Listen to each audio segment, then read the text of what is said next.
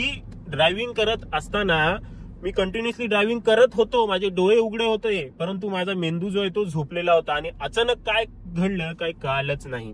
तुमची पर्वा नाहीये, गाडीतील फॅमिली मेंबर्सची पर्वा नाहीये, तर चालवा, कितीही चालवायची असेल तेवढी चालवा. त्यावेळेला तो फेल होण्याचे चान्सेस आहेत. रोडवरती धूरच धूर होईल आणि तुमची गाडी जी चालणारच नाही, मग प्रॉब्लेम होऊन जाईल. टर्बो चार्ज वाल्या गाडीला जर तुम्हाला, तर जर आपण खूप जास्त कंटिन्युअसली गाडी चालवली, ब्रेक वगैरे घेतलं नाही, तर गाडीचे कुठल्या पार्ट्सला प्रॉब्लेम येऊ शकतो ते तुम्हाला मी सांगतोय. सर कंटिन्युअसली किती किलोमीटर आपण आपली गाडी नॉन स्टॉप न ब्रेक घेता चालवू शकतो, 500, 1000 किती किलोमीटर, त्याबद्दलच आपण आपल्या आजच्या व्हिडिओमध्ये बोलणार आहोत. खूप साऱ्या आपल्या या चॅनलच्या फॅमिली मेंबर्स कडनं हे प्रश्न मला विचारले गेलेले आहेत की दादा किती किलोमीटर आपण आपली गाडी कंटिन्युअसली चालू शकतो ब्रेक न घेता, किती कॅपॅसिटी आहे आपल्या कार्सची, आपल्या इंजिनची, आपली स्वतःची, काय फायदे आहेत, काय नुकसान आहेत, सगळ्या गोष्टी मी ह्या व्हिडिओमध्ये सांगणार आहे. त्यामुळे व्हिडिओ संपूर्ण पहा, मध्ये स्किप करू नका, नाही तर महत्वाची माहिती तुम्ही मिस करून जाल. तर चला मित्रांनो, व्हिडिओला सुरुवात करा. मी जागृत जाधव तुमचं पुन्हा एकदा स्वागत करतो आपल्या मराठमोळ्या channel learn to turn Marathi मध्ये. मित्रांनो, जर तुम्हाला इन शॉर्ट मध्ये सांगायला गेलं किती किलोमीटर तुम्ही गाडी चालवू शकता, जर तुम्हाला तुमची काळजी नाहीये, गाडीची पर्वा नाहीये, तुमची पर्वा नाहीये, गाडीतील फॅमिली मेंबर्सची पर्वा नाहीये, तर चालवा, कितीही चालवायची असेल तेवढी चालवा, कितीही किलोमीटर. गाडीमध्ये जेवढं पेट्रोल आहे तेवढी जेवढी जाते गाडी तेवढी तिला घेऊन जा, काही फरक पडणार नाही. मेकॅनिकल गोष्टी आहेत, ती तेच काम करण्यासाठी बनलेली आहे.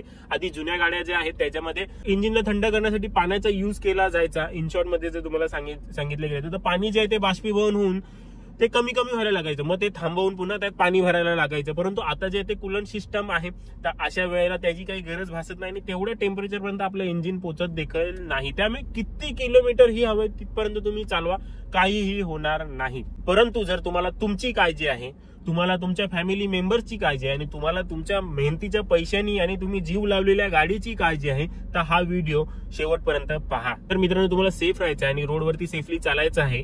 एखाद्या ठिकाणावरून आणि दुसऱ्या ठिकाणी जायपर्यंत तुम्हाला सेफली जायचं आहे, कोणाला काहीच प्रॉब्लेम नाही झाला पाहिजे, एकदम कम्फर्टेबल जायचं आहे. तर अशा वेळेला तुम्हाला दरवेळी जर्नीत असताना दर 3 ते 4 तासांनी एक ब्रेक घ्यायचा आहे. मग ते कितीही किलोमीटर होऊ दे. आता किलोमीटर हे रोड प्रमाणे वेगवेगळे असतात. जर तुम्ही मोठ्या एक्सप्रेस वे वरती असाल तर 3 ते 4 तासामध्ये तुम्ही आरामात 250-300 किलोमीटर आरामात करून टाकाल. परंतु जर तुम्ही अशाच गावच्या रस्त्यांवरती किंवा खराब रस्त्यांवरती असाल तर तुमचे 3 ते 4 तासामध्ये ते 150 किलोमीटर देखील होणार नाही. त्यामुळे किलोमीटर मध्ये नाही सांगणार मी तुम्हाला, वेळ सांगतोय. रिकमेंडेड टाइम आहे 3 तास. आणि जर तुम्हाला वाटते की नाही मला खूपच दूर जायचं आहे, तर अशा वेळेला 4 तासानंतर तुम्हाला एक ब्रेक घेणं मस्ट आहे तुमच्यासाठी. As a driver, as a person तुम्हाला मी सांगतोय, कारण की रोडवरती जे होणारे ऍक्सिडेंट आहेत त्याच्यामध्ये मेजर कारण जे आहे ते कुठलं असतं, ते असतं की ड्रायव्हरला झोप लागल्यामुळे. माझ्या ओळखीमध्ये 1-2 लोकांचे ऍक्सिडेंट झालेले आहेत. ते माहितीये काय सांगतात की ड्रायव्हिंग करत असताना मी कंटिन्युअसली ड्रायव्हिंग करत होतो, माझे डोळे उघडे होते, परंतु माझा मेंदू जो आहे तो झोपलेला होता आणि अचानक काय घडलं काय कळालंच नाही.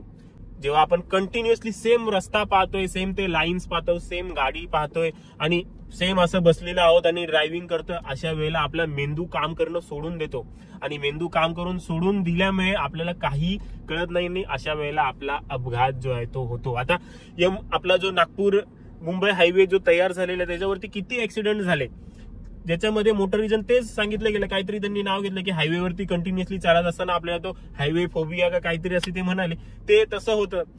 त्यामुळे जेव्हा आपण कंटिन्युअसली ड्रायव्हिंग करतो त्यामुळे डोळे आपले जागे असतात, परंतु आपला मेंदू झोपला होतो, तो काम करणं सोडून देतो. त्यामुळे त्या मेंदूला एक रिफ्रेश, एक काहीतरी वेगळं म्हणून आपल्याला ब्रेक घेणं गरजेचं आहे. तुमच्या बॉडीला हातपाय लांब करायला, थोडंसं फ्रेशनेस येण्यासाठी थोडं काहीतरी थांबा, कॉफी वगैरे पिया, तोंडावरती पाणी मारा, काय वॉशरूम वगैरे काय असेल ते करून या, सगळं करून या.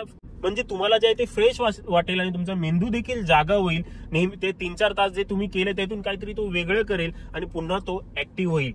त्यामुळे 3 ते 4 तासानंतर आपल्याला एक अर्धा तासाचा जास्तीत जास्त ब्रेक घ्यायचा आहे, जेणेकरून तुम्ही पुन्हा त्याच पॉवरनी जी आहे ती गाडी चालू शकाल. कसं असतं, आता आपण दिवसभर काम करतो, दिवसभर काम केल्यानंतर आपल्याला रात्रीच्या वेळेला 7 ते 8 तासाची झोप गरजेचीच असते. तुम्ही काही कंटिन्युअसली काम करू शकत नाही. तसंच ड्रायव्हिंग मध्ये देखील आहे. तुम्ही 3-4 तास गाडी चालवली त्यानंतर तुम्हाला एक 20 ते 30 मिनिटाचा ब्रेक घेणं खूपच जास्त गरजेचं आहे. इथं झाली की आपल्यासाठी काय आपल्याला करायचं आहे की कधी ब्रेक घ्यायचा. आणि दुसरी गोष्ट आहे गाडीसाठी, की गाडीच्या हिशोबाने आपण किती किलोमीटर नंतर ब्रेक घ्यायचं, तेच 4 तासांनी किंवा 3 तासांनी आपल्याला ब्रेक घ्यायचा आहे. किलोमीटर कितीही होऊ दे. तर जर आपण खूप जास्त कंटिन्युअसली गाडी चालवली, ब्रेक वगैरे घेतलं नाही, तर गाडीचे कुठल्या पार्ट्सला प्रॉब्लेम येऊ शकतो ते तुम्हाला मी सांगते. सगळ्यात पहिला मोठा प्रॉब्लेम जो येईल तो येईल गाडीच्या टायरला. रोडवरती तुम्ही बरेचसे ऍक्सिडेंट पाहिलेले असतील. टायर फुटल्यामुळे, टायरमध्ये खड्डा पडल्यामुळे, टायर ब्रस्ट झाल्यामुळे ऍक्सिडेंट जे आहेत ते बरेचसे होतात. कारण की टायर जेव्हा रोडवरती घासला जातो, घर्षण होतं, त्याचं फ्रिक्शन होतं, त्यामुळे त्याच्यामध्ये टायरमध्ये हीट खूप जास्त जमा होते, हीट होते. कधीतरी जर्नीच्या अगोदर टायरचं टेम्परेचर चेक करा आणि 3-4 तास गाडी चालवल्यानंतर टायरचा जो हे आहे PSI चेक करा. तुम्हाला वाढलेला दिसेल. जो 30 असतो तो तुम्हाला 50-60 असा तुम्हाला PSI झालेला दिसेल जर तुम्ही कंटिन्युअसली 4 तास गाडी चालवली. तर अशा वेळेला त्याला नॉर्मल टेम्परेचर वरती येण्यासाठी आपल्याला थोडासा ब्रेक घेणं गरजेचंच आहे. जर कंटिन्युअसली चालवत राहाल टायरला रेस्ट मिळणार नाही. तो पण एक रबर गोष्ट आहे. जर हवा खूपच जास्त हीट झाली तर ती बाहेर निघण्यासाठी मार्ग बघते आणि अशा वेळेला टायर जो आहे तो फुटतो. त्यामुळे टायरला देखील त्रास होऊ शकतो. आणि दुसरा जो त्रास होऊ शकतो तो होऊ शकतो आपल्या ब्रेक्सला. गरमीच्या दिवसामध्ये किंवा नॉर्मल दिवसात देखील जर कंटिन्युअसली गाडी चालवताय, विचार करा कंटिन्युअसली गाडी चालवताय आणि मध्ये मध्ये ब्रेक मारत जात आहे, टायर हिट होत आहेत, ब्रेक रोटर हिट होत आहे, ब्रेक पॅड हिट होत आहेत. जेवढे जास्त चालवाल तेवढे ते जास्त हिट होत जातील. आणि एक वेळ असा येईल की ब्रेक फेल झाला आणि ऍक्सिडेंट झाला. ब्रेक ऍक्सिडेंट होण्यामागे एक रिझन असतो तो म्हणजे ब्रेक फेल होणं. ब्रेकच लागला नाही माझा आणि ऍक्सिडेंट झाला. का तर तुम्ही कंटिन्युअसली गाडी ताणताय, खेचताय, तिच्या लिमिटपेक्षा जास्त ब्रेक पॅडच्या लिमिटपेक्षा जास्त तिला हे करताय. गरजेचं नाही की बाबा तुमची गाडी नवीन आहे, तुमची होणार नाही, मान्य आहे की तसं होणार नाही, परंतु कशाला रिस्क घ्यायचं आपल्याला उगाचच. त्यामुळे 3 ते 4 तासांनी ब्रेक घेतलं तर ब्रेक पॅड्सला देखील, रोटरला, व्हीलला, सगळ्या गोष्टीला थंड होण्यासाठी टाइम मिळेल. आणि मित्रांनो तिसरी गोष्ट आहे, जर तुमच्या गाडीमध्ये टर्बो चार्जर आहे, जी टर्बो चार्जची इंजिन येते, काही गाड्या नॉर्मली असतात विदाउट टर्बोवाल्या असतात आणि काही गाड्या टर्बोवाल्या असतात. गाडीमध्ये आपल्या प्रत्येक भागामध्ये आजकाल कंपनी सेन्सर लावते. प्रत्येक भागामध्ये सेन्सर आहे. गाडी ओव्हरहीट झाली सेन्सर लगेच सांगतो, इंजिन लीक झाला सेन्सर लगेच सांगतो, काही प्रॉब्लेम आहे, बॅटरीला प्रॉब्लेम आला सेन्सर लगेच सांगतो. परंतु टर्बो चार्जची टेम्परेचर चेक करण्यासाठी कोणताही सेन्सर जो आहे ते कंपनीने आतापर्यंत लावलेला नाही आहे.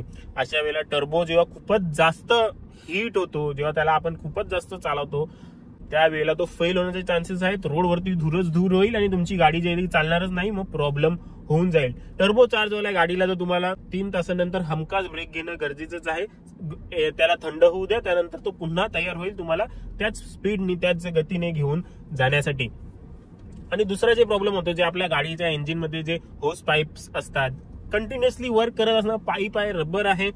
जुनी गाडी आहेत, जुन्या गाड्यांमध्ये मोस्टली होते पाईप रबर आहे. ओव्हरहीट होऊन ते मेल्ट होण्याचे, ते लिकेज वगैरे होण्याचे चान्सेस जे आहेत ते असतात. त्यामुळे जर कालांतराने ब्रेक घेत राहाल तर त्याला देखील रिकव्हर व्हायला टाइम मिळेल. आणि ह्या ब्रेकमध्ये तुम्ही देखील फ्रेश व्हाल. चालत्या गाडीमध्ये देखील काहीही लिकेज वगैरे होऊ शकतं, ते लीक वगैरे देखील तुम्ही चेक कराल. इंजिन ऑइल, कूलंट, पेट्रोल कुठे लीक होतंय का, काय सगळ्या गोष्टी तुम्ही चेक कराल आणि तुम्हाला देखील फ्रेशनेस मिळेल, गाडी देखील थंड होईल. त्यामुळे नेहमी लक्षात ठेवा, 3 किंवा 4 तासांनी आपल्याला एक ब्रेक घेणं खूप जास्त गरजेचंच आहे.